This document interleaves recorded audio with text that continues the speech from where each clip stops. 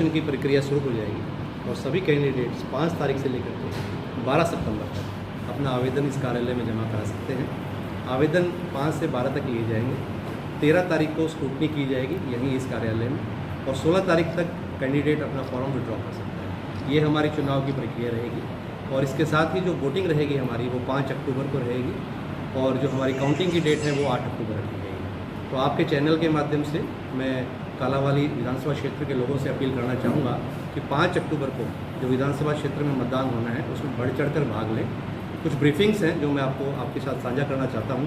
जैसा कि हमारा कालांवाली विधानसभा क्षेत्र के जो हम मतदान केंद्र की बात करते हैं तो कुल हमारे 187 मतदान केंद्र हैं, जिसमें से जो वोटर हैं हमारे 1,83,919 वोटर्स कुल हैं हमारे, जिसमें से पुरुष हैं 97,428, महिला हैं 86,485 और 6 ट्रांसजेंडर, ये भी हमारे वोटर हैं। ये टोटल वोटर्स हैं हमारे।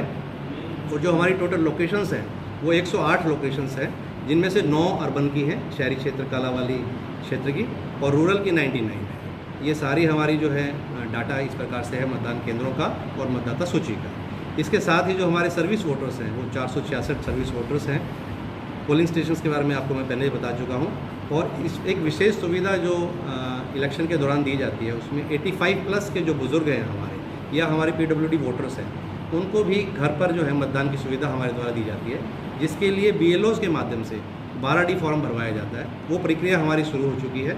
उसमें मैं आपकी संज्ञान में लाना चाहता हूँ कि हमारे जो 85 प्लस जो वोटर्स हैं 2092 हैं और PWD वोटर्स हैं 1609 और इसके अलावा विजुअल इम्पेयर्ड हैं वो 81 वोटर्स हैं। इन सभी वोटर्स के घर हमारे जो BLOs जाएंगे और जो भी वोटर ये चाहेगा कि वो घर पर वोट डालना चाहता है तो उसके लिए हम जो है 12D फॉर्म उनका भरवा रहे हैं। 85 प्लस हो या PWD हो और उसके पास एक सर्टिफिकेट हो अपना PWD का 40% से ज़्यादा, वो मतदाता इस सुविधा को ले सकता है। इसके अलावा सभी मतदान केंद्रों पे हमने जो बेसिक मिनिमम फैसिलिटीज़ हैं उनकी व्यवस्था की है, चाहे वो रैंप है, छाया की व्यवस्था है, शौचालय की व्यवस्था है, लाइट की व्यवस्था है, पीने के पानी की व्यवस्था है, ये सभी सुविधाएँ सभी। इसके साथ साथ व्हील चेयर PWD वोटर्स के लिए व्हील चेयर्स की, वॉलंटियर्स की, ये सारी व्यवस्थाएँ प्रशासन द्वारा की गई है ताकि जो मतदाता है उसको किसी प्रकार की कोई असुविधा ना हो। उनकी सुविधा को देखते हुए सभी अरेंजमेंट्स किए गए हैं। तो ये सभी जो हमारी तैयारियां हैं प्रशासन की पूरी है। कल से हम नॉमिनेशन की प्रक्रिया शुरू कर देंगे। और इसके अलावा आपका कोई प्रश्न? संवेदनशील, अति संवेदनशील बूथों की बात करें? हाँ जी, अति संवेदनशील की जो बातें करते हैं हमारी 37 ऐसी लोकेशंस है जिनको हमने आइडेंटिफाई किया है और पुलिस के माध्यम से पुलिस के साथ मिलकर तालमेल करके हमने उनको आइडेंटिफाई किया है। उनके लिए एक्स्ट्रा फोर्स जो है हम मांगेंगे, वो भी हमने तैयार की है। इसी के संबंध में इसी बात को आगे बढ़ाते हुए हमारी FST जो टीम है, 3 FST टीमों का गठन किया गया है जिसको फ्लाइंग स्क्वाड बोलते हैं, वो हमारी एक्टिव है। वो सभी विधानसभा क्षेत्र के जितने भी एरिया हैं उनमें राउंड द क्लॉक विजिट कर रही हैं। उनके साथ पुलिस पार्टी दी गई है, वीडियोग्राफर दिए गए हैं। कहीं भी मॉडल कोड ऑफ कंडक्ट की अवेलना हो ना हो इसको वो सुनिश्चित कर रहे हैं। वो तीनों FSTs हमारी वर्किंग। इसके अलावा भी CVG लैब के द्वारा कोई भी व्यक्ति यदि उसको कहीं ऐसा लगता है कि कहीं पर भी MCC का वायलेशन हो रहा है तो उस पर शिकायत कर सकता है।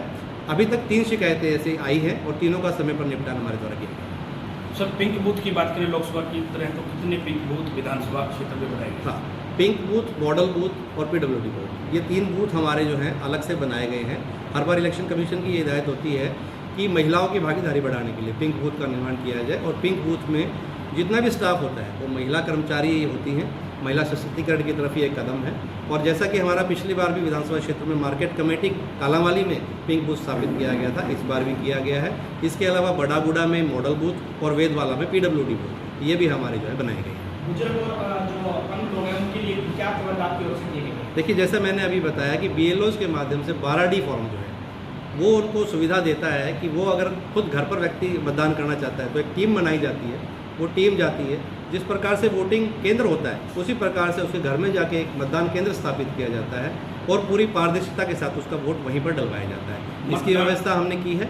इसके अलावा भी यदि कोई व्यक्ति बुजुर्ग या PWD वोटर कहता है कि मैं खुद मतदान केंद्र पर जाना चाहता हूँ, कई बार लोगों में उत्साह होता है वो खुद मतदान केंद्र पर जाकर के वोट डालना चाहते हैं, तो उनके लिए मतदान केंद्र पे हमने विशेष सुविधाएं उपलब्ध की हैं, जैसे कि रैंप बनाना उनके लिए, कोई ओल्ड एज आता है तो उनके लिए वॉलंटियर्स हैं, व्हील चेयर्स हैं, ये सारी सुविधाओं का अरेंजमेंट हमने किया है। राजनीतिक पार्टियों की ओर से जो पदाधिकारी रहेंगे या फिर जो उनके पावरफुल आदमी रहेंगे कागजों की कार्रवाई, उनकी बैठक कब ली जाएगी? देखिए, एक बैठक हम पॉलिटिकल पार्टीज़ और उनके रिप्रेजेंटेटिव्स से पहले ही ले चुके हैं। जैसे ही चुनाव की घोषणा हुई थी उसी समय से एमसीसी लागू हो गया था, जिसके लिए हमने पॉलिटिकल पार्टीज़ की सभी की एक रिप्रेजेंटेटिव्स की मीटिंग पहले ही कर ली है, जिसमें उनको ये हिदायत दी गई है कि एमसीसी की किस प्रकार से कोई वो वायलेशंस ना करें, क्या क्या इंस्ट्रक्शंस हैं।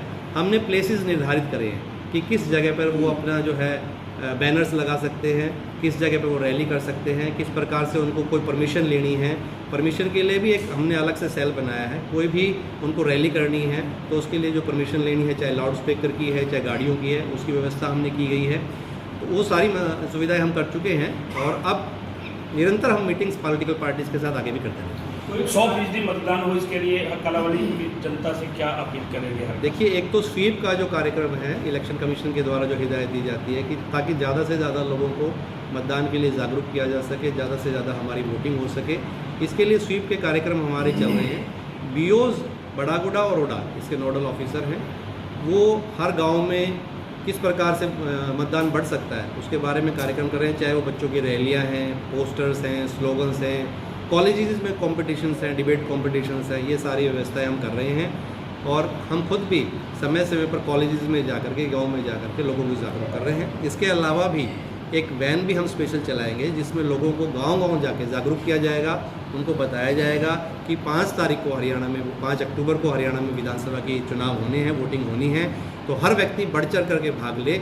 और आपके चैनल के माध्यम से मैं यह भी बताना चाहता हूं कि पिछली बार जो लोकसभा के जो चुनाव हुए थे उसमें भी कालावाली क्षेत्र में काफ़ी अच्छी संख्या में मतदान हुआ था और हम कोशिश करेंगे अब उससे भी ज़्यादा विधानसभा में जो है हमारा मतदान हो। सरकारी कर्मचारी किसी पार्टी को के लिए काम ना करें।